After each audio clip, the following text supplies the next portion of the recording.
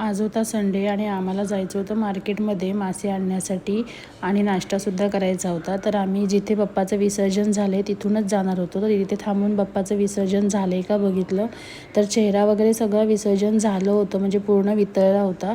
फक्त 2 हात तेवढे दिसत होते, ते आम्हाला आशीर्वाद देण्यासाठी दिसत होते हात. आणि नंतर मग आम्ही पुढे गेलो, मिसळ खाल्ली समाधानमध्ये, छान सगळ्यांनी नाश्ता केला. आणि मग ना मासे आणायला घ्यायला गेलो होतो मार्केटमध्ये. तर एवढी गर्दी होती मार्केटला आणि मासे पण खूप महाग झाले होते. तरीसुद्धा आम्ही घेतलेले मासे आणि मग घरी आलो. मस्त मच्छीचं सार वगैरे केलं होतं, फ्राय केले होते छान.